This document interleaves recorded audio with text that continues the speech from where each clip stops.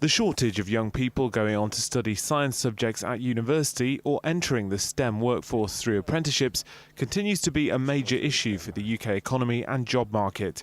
But high-quality continuing professional development, or CPD, for science teachers can help in engaging pupils and in the recruitment and retention of teaching staff.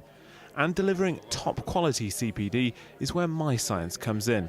It manages the National Science Learning Centre in York and regional centres across England, along with the National STEM Centre.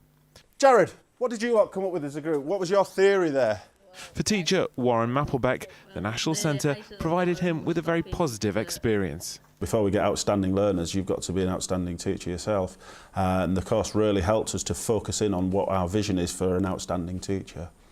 And part of that was being able to engage and empower students. I would really recommend the CPD experience to anybody who's thinking of doing it. And the evidence that Warren's pupils are now much more engaged as a result of his professional development couldn't be clearer. It's more interactive, so we can talk to our partners and our groups. Mr. Mapplebeck gets us all involved, and he gives us the chance to learn ourselves. He gets the best out of us by asking us lots of questions and getting us to think for ourselves. What really stands out to me is the quality of the self-reflection that CPD there delivers.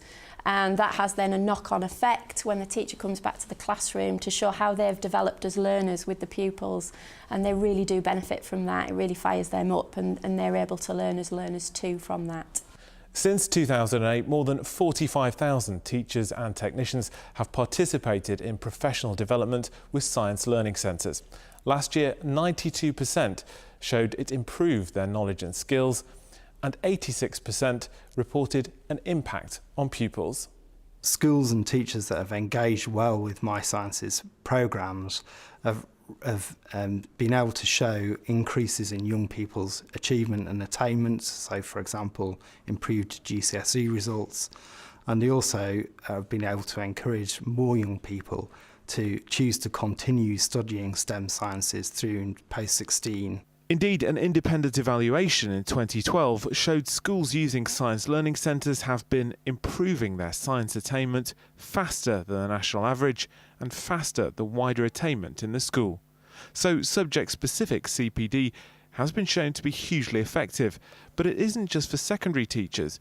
Primary staff can also benefit. The feedback we get is quite superb, and that's down to the teachers going back into their settings and innovating, which has a huge impact on children's learning at the end of the day. Also housed on the York site is the National STEM Centre, the UK's main repository of STEM education materials, with 20,000 print and multimedia items and 7,000 resources in its online e-library. So what do the latest crop of course attendees make of it all?